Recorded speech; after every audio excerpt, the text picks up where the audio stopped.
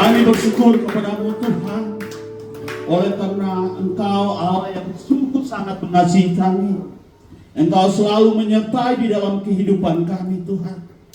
Terima kasih Tuhan, terima kasih Yesus. Kami sungguh bangga memiliki Allah seperti-Mu Tuhan. Oleh karena kasih-Mu Tuhan, pada saat ini Tuhan, kami anak-anak-Mu boleh dapat dilayakkan. Kami anak-anak-Mu boleh dapat menikmati hidup yang Engkau berikan kepada kami Tuhan. Terima kasih Tuhan untuk nafas yang Engkau berikan. Terima kasih Tuhan untuk kesehatan, kekuatan yang Tuhan Engkau berikan. Dan Bapa, terima kasih Tuhan untuk setiap tanggung jawab, tugas, dan beban yang Tuhan Yesus untuk percayakan kepada kami. Kami anak-anak-Mu boleh dapat lakukan dengan pertolongan yang daripada-Mu Tuhan. Bapa, pada saat ini Tuhan, kami anak-anak-Mu Tuhan bersyukur Tuhan, di mana pada saat ini Tuhan, kami anak-anak-Mu boleh dapat berkumpul di tempat ini Tuhan, untuk memuji, mempermuliakan nama-Mu, untuk menyembah Engkau Tuhan. Dan pada saat ini Tuhan, kami anak-anak-Mu mau mendengarkan firman-Mu Tuhan. Oleh sebab itu biarlah Tuhan Engkau menjamah hati dan pikiran kami Tuhan, sehingga biarlah hati dan pikiran kami boleh berkenan di hadapan hadirat-Mu Tuhan. Biarlah hati dan pikiran kami Tuhan tertuju kepada-Mu Tuhan, ketika firman yang kami anak-anak-Mu dengar pada saat ini Tuhan. Kami anak-anak-Mu boleh mendapat rema Tuhan. Biarlah firman ini boleh dapat tertanam, berakar, bertumbuh dan berbuah di dalam kehidupan kami. Sehingga dimanapun kami anak-anak-Mu berada, kami anak-anak-Mu membawa bau keharuman Kristus. Terima kasih Tuhan, terima kasih. Inilah doa kami Tuhan. Kami siap untuk mendengarkan firman-Mu. Hanya di dalam nama Tuhan Yesus yang percaya, mari sama-sama katakan amin. Oke, shalom, selamat malam Bapak-bapak yang dikasihi oleh Tuhan Yesus Kristus. Ya, pada malam hari ini saya berterima kasih untuk Pak Budi sebagai koordinator dan juga Pak Erik sebagai PAC yang sudah mempercayakan saya untuk membawa firman Tuhan. Dan pada saat ini juga saya berterima kasih untuk Pak Alvin untuk kepercayaan. Dan saya lihat pada malam hari ini ada beberapa pastoral. Pak Santo, selamat malam. Pak Garda, selamat malam. Dan juga teman-teman yang lain. Puji nama Tuhan, kita boleh dapat berlibur kemarin dengan sukacita dan sejahtera. Pak Samin boleh dapat pulang dari liburannya dengan sukacita dan bawa oleh-oleh bagi kita. Itu sesuatu yang luar biasa.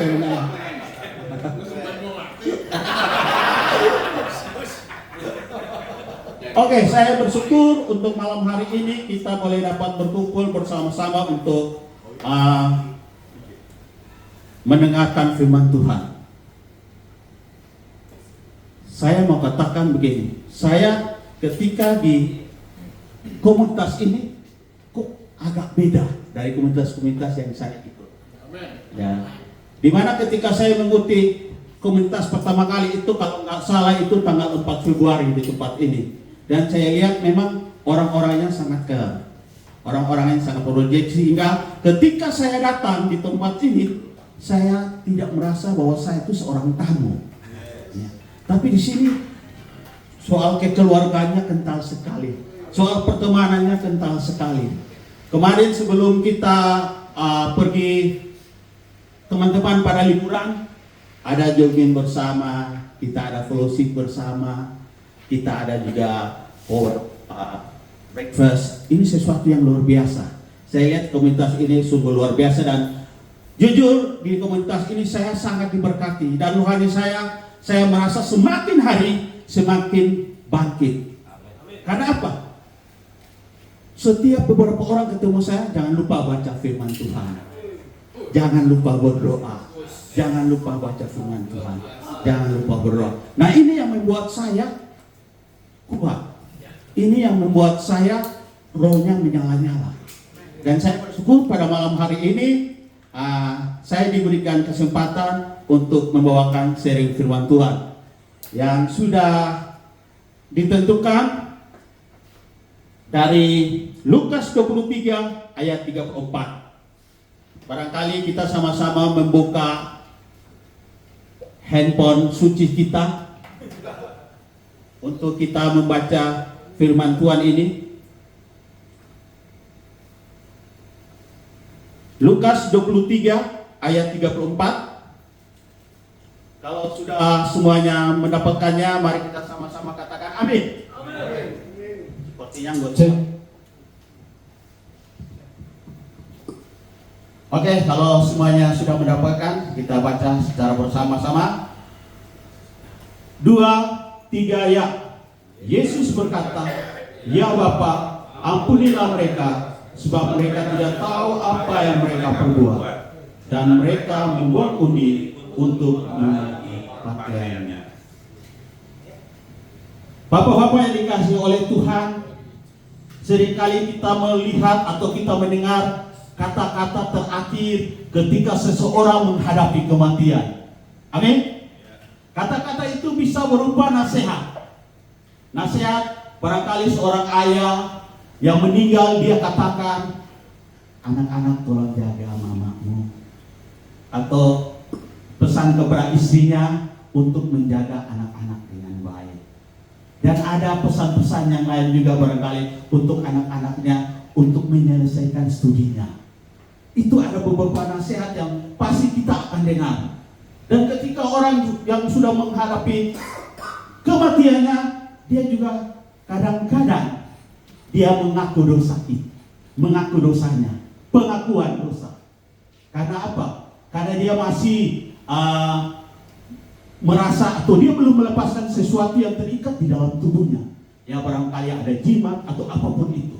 Dan itu biasanya terjadi banyak di daerah saya juga. Ya kan? Dan ada pesan-pesan juga berupa pemberitahuan. Pesan pemberitahuan itu barangkali ya soal warisan lah ya. Deposito atau apapun itu. Memberitahukan kepada orang-orang yang dia akan tinggalkan. Untuk menyampaikan, oh ini ada sini, ini ada sini, ini ada sini. Dan ada juga yang meninggal, dia tidak berpesan apa-apa. Nah itu terjadi, ada beberapa teman saya begitu. Malahan ada teman saya, dia meninggal ketika dia sedang bermain PS. Dia meninggal dengan tidak pesan suatu apapun kepada istri dan anaknya. Ketika malam Jumat itu, dia memang telepon kita, dia tidak bisa ikut chapter karena ada sesuatu hal dan lain sebagainya, karena dia ada kemacetan di Bekasi dan dia pulang. Dia sempat telepon pembicara pada waktu malam itu di chapter saya. Dia, sorry saya tidak bisa hadir. Dan rupanya setelah dia telepon, dia mandi dan dia bermain bersama anaknya. Ketika anak lagi bermain, anaknya merasa haus, turun ke bawah untuk ambil air dan pulang, bapaknya sudah nggak ada nafas lagi. Nah memang ada berbagai macam jenis ketika orang itu menghadapi kematian itu. Ada yang memberikan nasihat, ada yang memberikan pengakuan, ada yang memberikan pemberitahuan, dan bahkan ada yang tidak berpesan apa-apa. Bapak-bapak yang kekasih di dalam Tuhan Yesus Kristus, nah di sini kita melihat bahwa Tuhan Yesus, dia meninggal di salib. Sebelum Tuhan Yesus meninggal, dia dianiaya, di mana dia dicambuk oleh tentara Romawi. Kalau kita membaca firman Tuhan itu sudah sangat jelas di mana tentara-tentara Romawi itu dengan aturan yang ada, mereka mencambuk orang yang mereka menganggap bersalah 40 kurang 1, 39 kali. Nah, cambuk yang mereka pakai yaitu cambuk bagi orang-orang yang non Romawi. Ada 2 jenis cambuk pada waktu itu. Untuk orang Romawi yang mau dicambuk, mereka memakai tongkat kayu dan juga memakai ranting-ranting. Tetapi mencambuk yang mereka lakukan untuk mencambuk Tuhan Yesus itu cambuk dari non Romawi, yaitu cambuk yang terbuat dari gagang besi, talinya terbuat dari kulit kayu pilihan, dan juga di ujung tali itu diberikan timah bulat atau besi bulat yang bergerigi. Sehingga ketika mereka mencambuk Tuhan Yesus, itu Tuhan Yesus merasa sakit yang sangat luar biasa, sakit yang tidak tertahankan.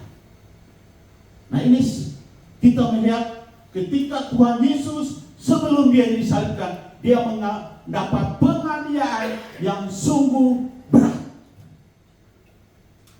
Dan bukan hanya itu saja, ketika mereka mencambuk Tuhan Yesus, memakai mahkota duri di atas kepala Tuhan. Mahkota duri itu melambangkan tentang kemiskinan. Cambuk itu melambangkan tentang hukuman.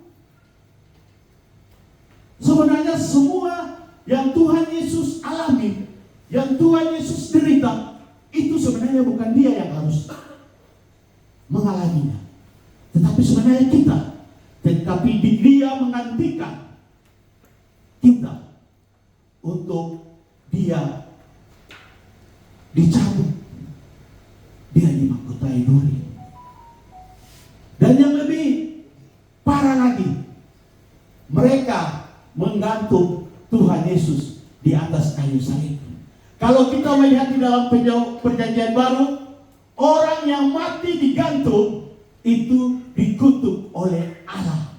Artinya bahwa mereka menyamakan Tuhan Yesus dengan orang yang ada di kiri kanan Tuhan Yesus.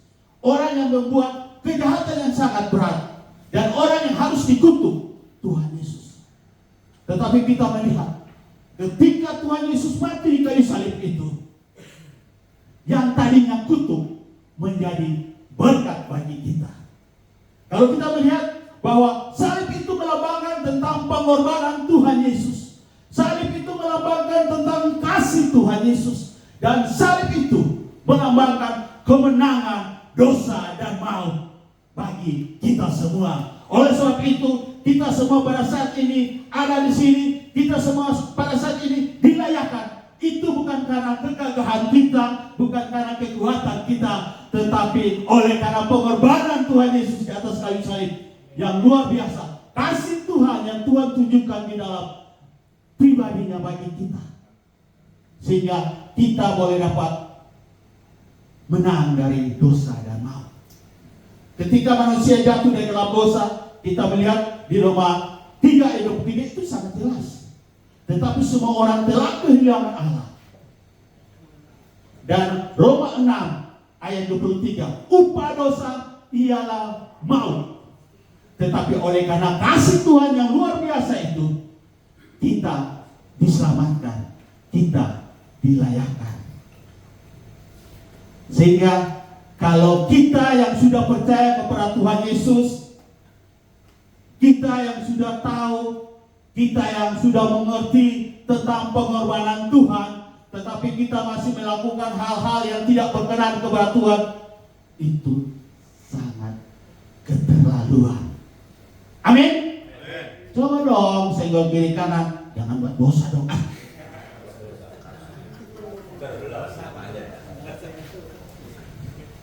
Kalau kita mau urai tentang dosa itu kan banyak, ya kan? Tapi dosa adalah ketika kehidupan kita menyimpang dari destinasinya Tuhan. Ketika kehidupan kita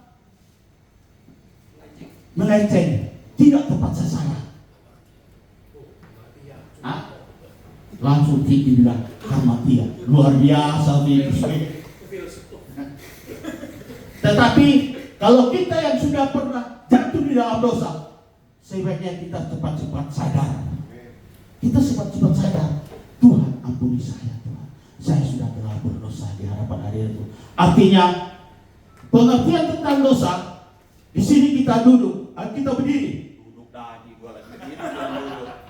Di sini kita lagi berdiri di dosa. Kita balik 180 derajat dan kita meninggalkan. Kita meninggalkan dosa.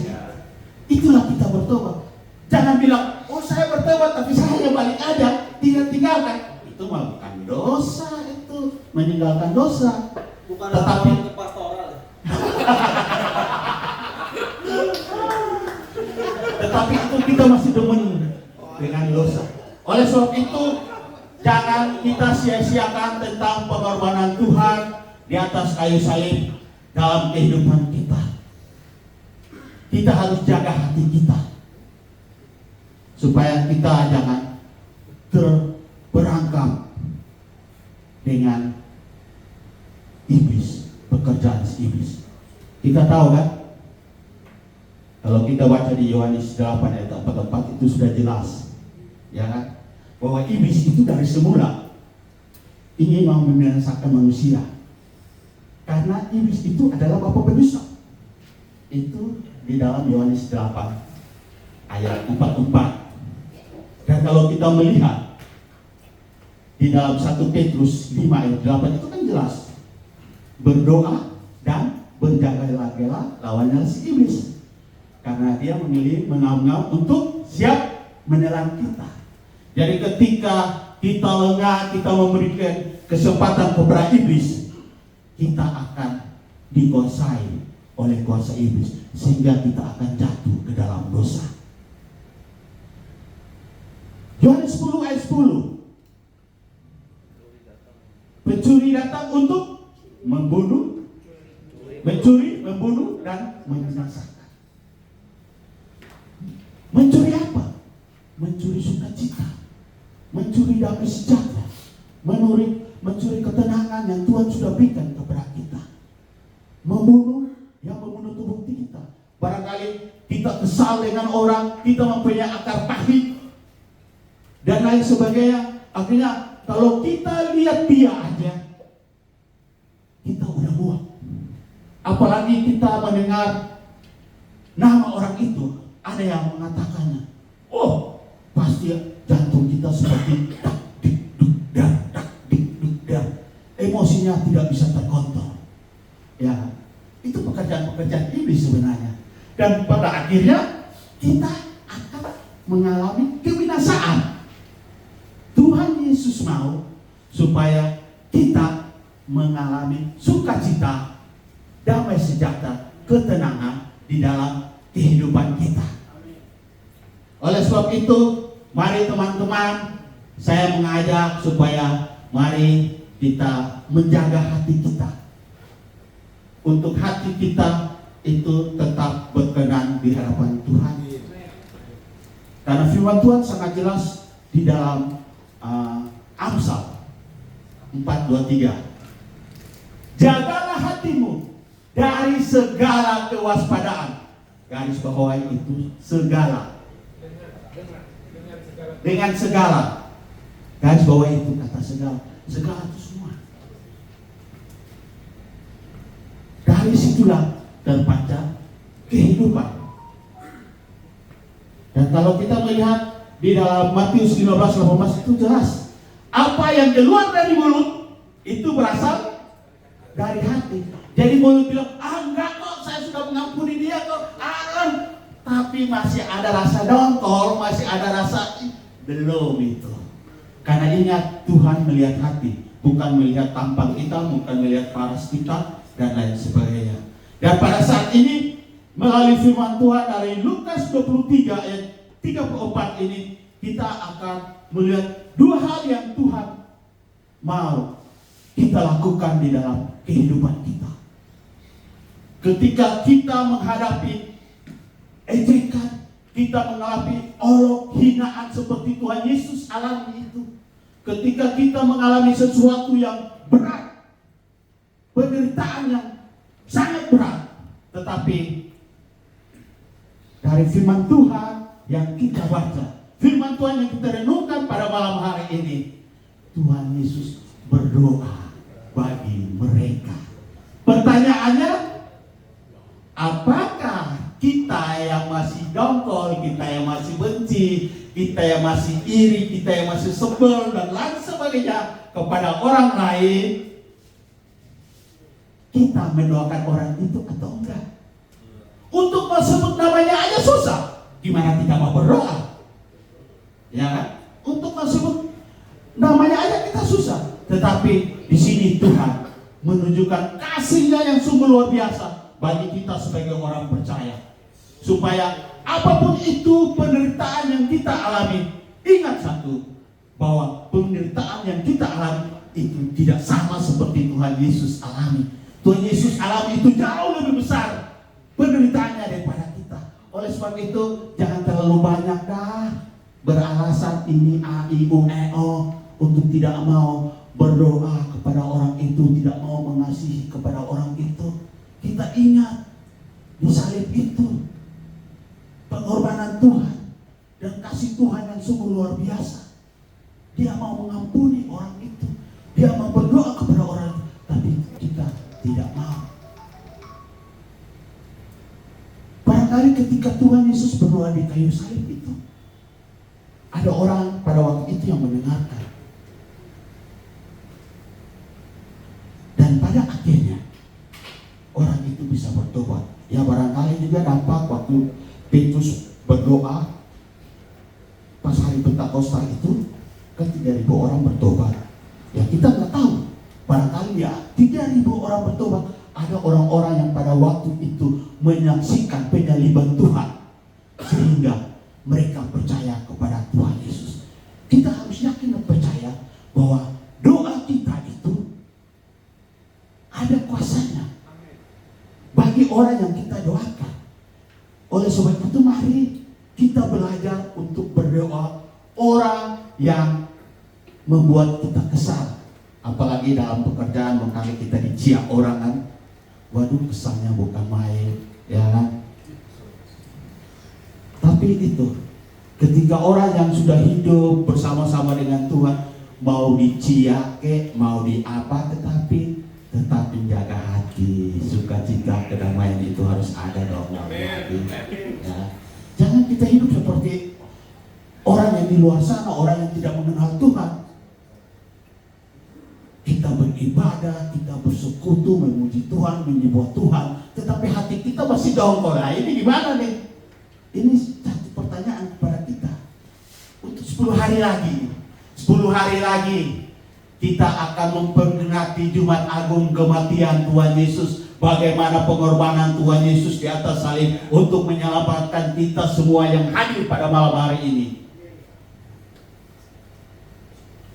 Kita renungkan itu.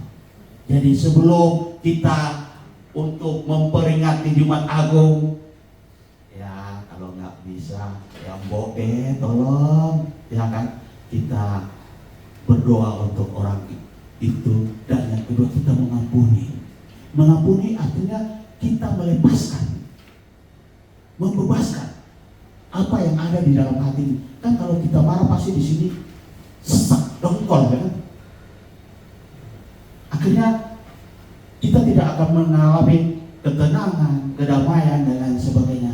Dan untuk memfokus, pasti dalam pekerjaan terganggu. Gak mungkin tidak terganggu, pasti terganggu. Di dalam semua hal yang kita lakukan, pasti terganggu. Karena apa? Masih ada hati kita yang belum beres di hadapan Tuhan. Ya kan? Makanya kalau kita dengar bagian berbicara, memberitahukan kepada kita sebagai jemaat supaya hati kita dulu yang dibereskan oleh Tuhan. Ya kan? Karena hati ini pusat.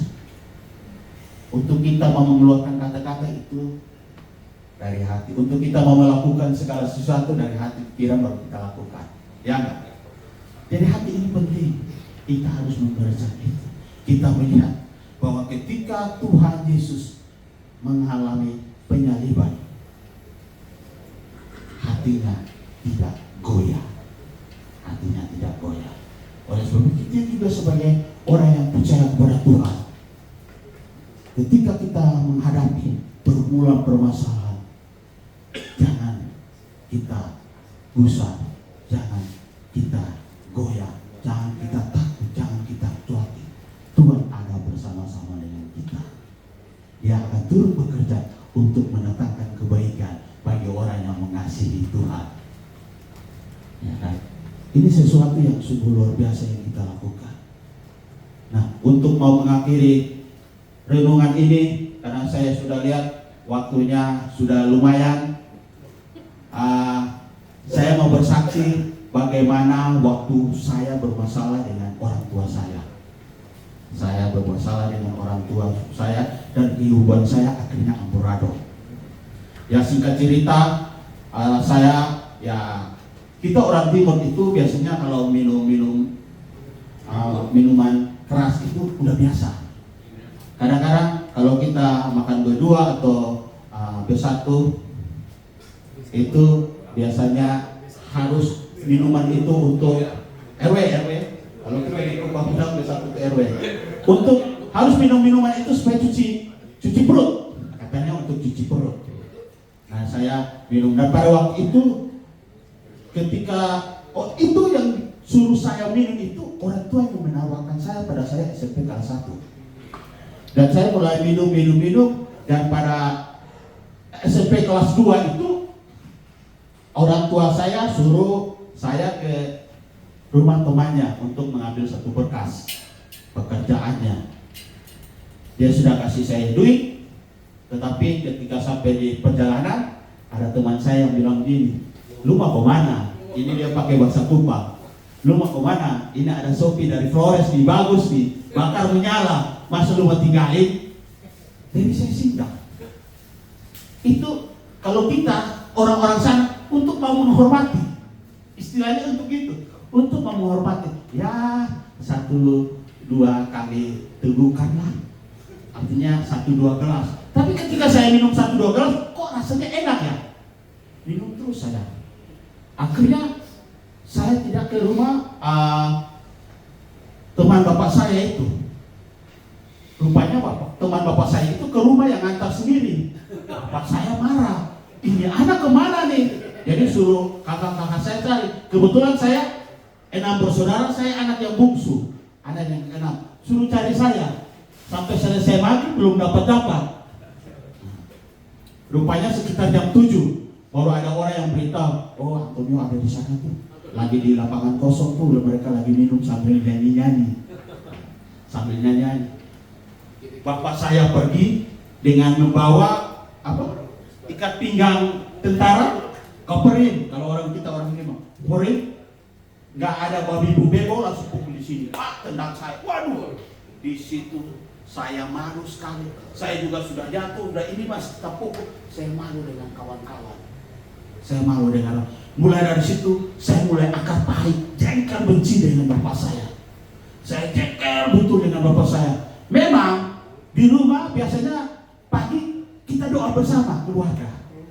Ya biasanya istilahnya kita biston, doa bersama. Tapi ketika disuruh saya berdoa itu, saya tidak berdoa sebut bapak. Karena saya masih rasa doa. Untuk menyebut nama bapaknya aja saya udah gak kuat. Jadi saya hanya berdoa buat pekerjaan mama, kakak-kakak yang kuliah. Jadi bapak tuh berapa kali pukul saya itu. Karena saya, dan itu terganggu dari pendidikan saya.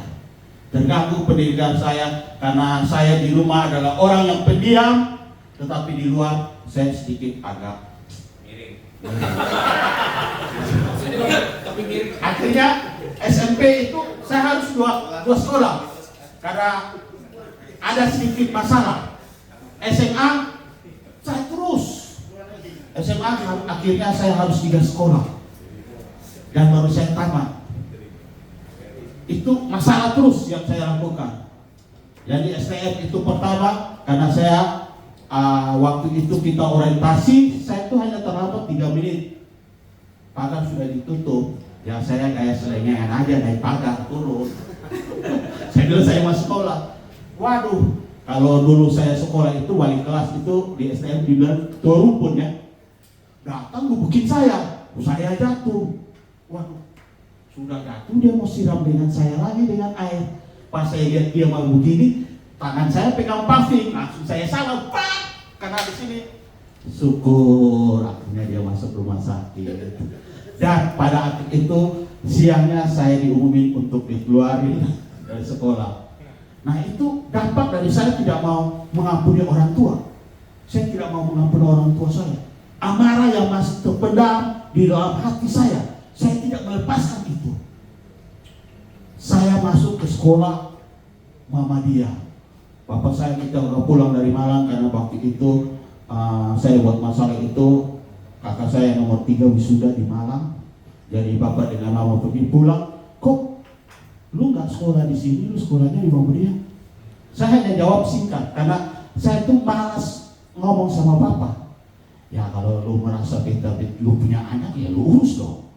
Saya ngomong maksudnya begini, kalau bapak merasa bapak punya anak, ya urus dong. Masa saya sekolah di Muhammadiyah? Katanya lu punya ini dinas pendidikan dan kebudayaan. Masa saya mau sekolah di Muhammadiyah bukan di sekolah negeri? Akhirnya dibuat memo untuk saya sekolah di negeri. Ya saya tamat. Tapi sampai di kuliah saya juga hancur-hancuran. Di Semarang, di Nusantara, kuliah itu yang dekat Tugu Muda, sekarang ada di sampingnya rumah jabatan gubernur. Di situ saya gagal. Saya akhirnya harus ambil diploma 1 PAT yang di Diponegoro, dalam Diponegoro yang di Semarang. Setelah itu saya dikirim ke Jogja. Dikirim ke Jogja hanya 7 bulan. Saya harus dikirim pulang karena ada masalah juga di situ. Dan orang tua bilang gini, sepertinya lu harus masuk sekolah yang ada asrama supaya kamu dibentuk. Dan puji Tuhan waktu saya juga di sekolah asrama bermasalah lagi. Ya itu dengan bapak asrama saya pukul dengan balok, akhirnya saya dikeluarkan. Tapi puji Tuhan loh, puji Tuhan di momen itu disitulah titik saya untuk balik. Ketika saya pukul bapak asrama itu, ada dosen yang mengasihi saya. Dia layani saya dan dia bilang gini, ini ada satu akar permasalahan. Kamu harus selesaikan ini dengan ayah kamu, dengan bapak kamu. Dan pada waktu itu 99 April tahun 99 bulan April tanggal 18 saya harus datang ke Jakarta. Ke Jakarta ada teman-teman kakak saya yang mengurus saya. Di situ mereka bilang begini, lu harus, kalau ada satu gereja dia punya mission house. Mission house itu tempat-tempat untuk hamba-hamba Tuhan yang pelayanan untuk pengerjaan itu yang belum menikah di situ. Nah mereka membina saya. Setelah itu saya mulai sekolah di Jakarta. Dan puji Tuhan saya digembleng.